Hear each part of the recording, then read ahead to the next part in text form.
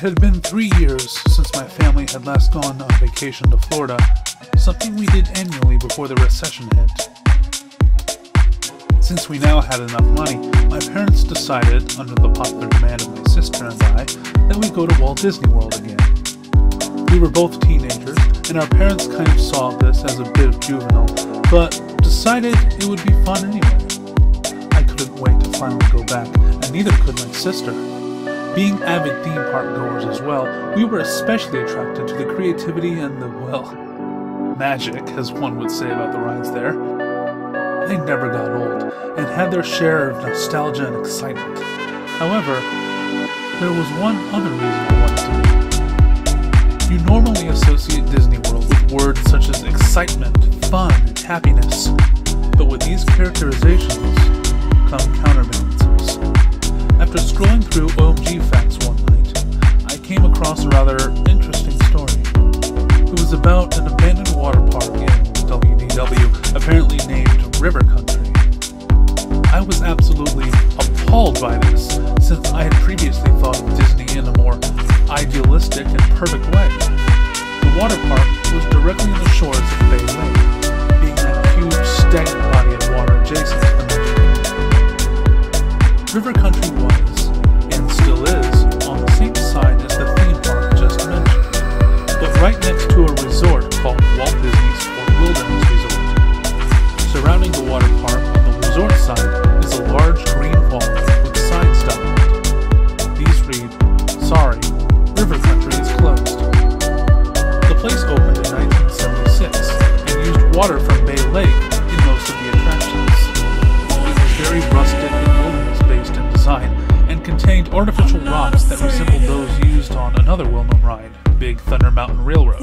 There was a dam present to keep chunks of dirt and mud from getting into the water too, so guests didn't have to worry about swimming in an artificial bog created by water from the lake. It was open for 25 years, closing its doors in 2001.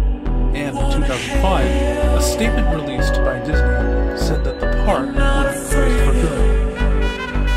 So, for about 11 years, River Country has been sitting abandoned. Nature is in its advanced stages of reclaiming the area, but the slides remain, and so do the artificial rocks and the small pond, now a swamp, that was used for swimming. Many urban explorers have infiltrated the area, jumping over the walls to get footage of the abandoned water park. One of the most controversial things about the park nowadays is why it closed, which is what I was destined to find out. I wanted to see some real footage of the area before it closed as well, since from what I heard, it was very joyous and bustling with tourists compared to its ghost town status today. I was without internet at the time, so about 2 days before we were planning to leave, I went to the local library, which archived many videos that people in my community had dug up in their antics and donated to the library to be part of a small historical society. Hoping that I might find some good footage, I asked the librarian if they happened to carry any videos dating back to 2001. She nodded and brought me to a small section containing many old VCR cassettes and a few DVDs here. After about half an hour of searching, I finally came across a cassette with the words, "The old-fashioned swimming hole," inscribed on the top of it. This was a term used to describe River Country during its glory days, so I took it, almost certain that it was the footage I was looking for. I asked the librarian if I could sign it out, but she told me that the historical videos had to stay in the library. I could, however, watch the video in a small conference room behind the front desk. The librarian led me into the windowless room, and I took a seat in front of the television. She left the room and closed the door so that the audio would not disturb any of the other library patrons. I popped the cassette into the VCR under the TV and turned the lights off so I could see the video better. I was expecting the quality to be low, and for about half a minute or so, the screen was gray and was accompanied with a loud beeping music, typical for old VCR cassettes. The gray soon disappeared, showing footage of 2 individuals in front of the entrance to River Country. They were both men, and it was either very late at night or very early in the morning, as nobody else was at the park. Very few of the water park's lights were on either. On the bottom left corner of the screen, the date, November 1st, 2001, was displayed. This was significant because the water park closed for good the very next day, on November 2nd. The two men were talking about how they had been denied entrance to the park since it had reached its guest capacity limit. They also stated that at only 3 hours of night could they get past the park security. The two walked up to the bigger water slides in the park, which led directly into the pond, supplied by the green water of Bay Lake. Once they both got to the top of the slide, which was encircled by artificial orange rocks, one man prepared to slow down. The two laughed over what seemed to be an inside joke, and finally the cameraman ended up pushing his friend down. I heard him scream in delight as he descended to the pond. The cameraman then proceeded back the way they came to get to the slides, and across a bridge that traversed the small lagoon. He ended up back at the pond's shore, where the sound of a splash was heard. This is where the video started, from the settlement. After waiting at the shore of the pond for about 3 minutes, nobody surfaced.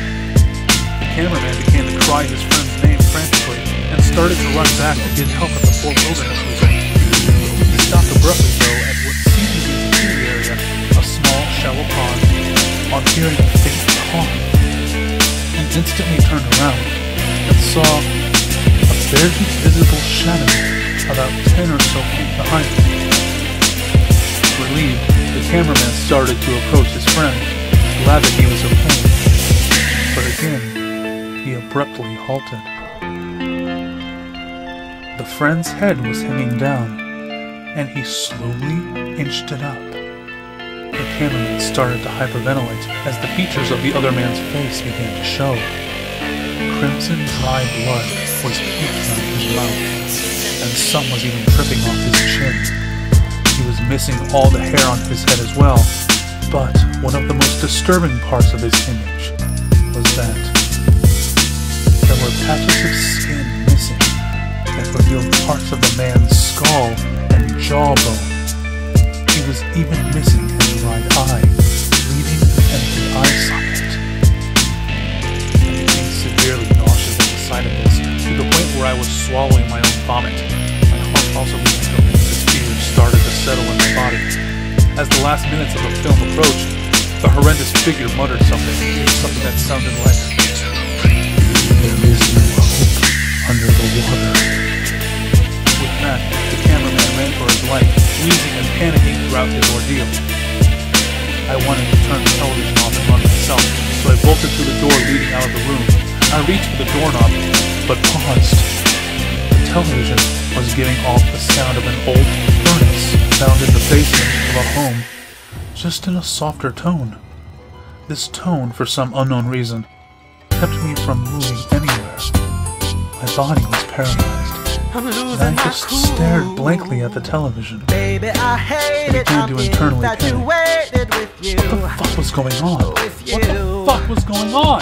Girl, you're so jaded, you leave me frustrated, you do. But didn't seem to be making any progress. He ended up back to the large pond where the slide had dumped his friend. You could hear him sobbing softly, fearing for his life.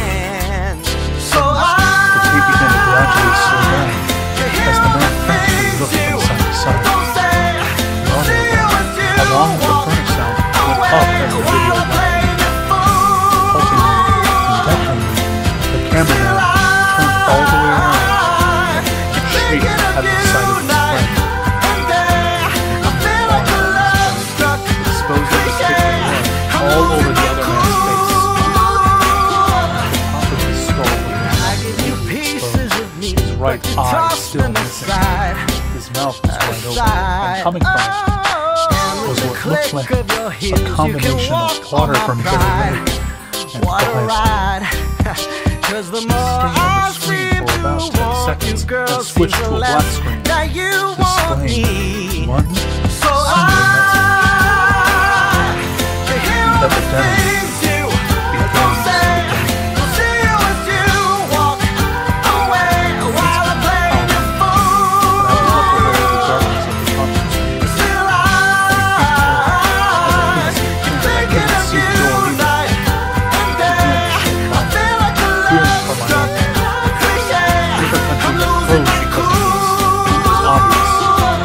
Disney World had been keeping a disgusting secret. I rushed to the other side of the room, disoriented. But all I felt was warm breath seeping down my neck, and the smell of bile. If I bury my head in the sand. So Every country is an actual contaminated artifact that has been sitting dormant in Walt Disney World for over a decade. The lights are still on in the air, and the music still plays as well. Many theories have come up about its closing, but one of the most plausible ones, and one that has been confirmed by Walt Disney World employees, is that a deadly type of ammonium was found within the water before, which was used to supply many parts of the people. This ammonium can cause severe illness or death, so as a precautionary measure, Disney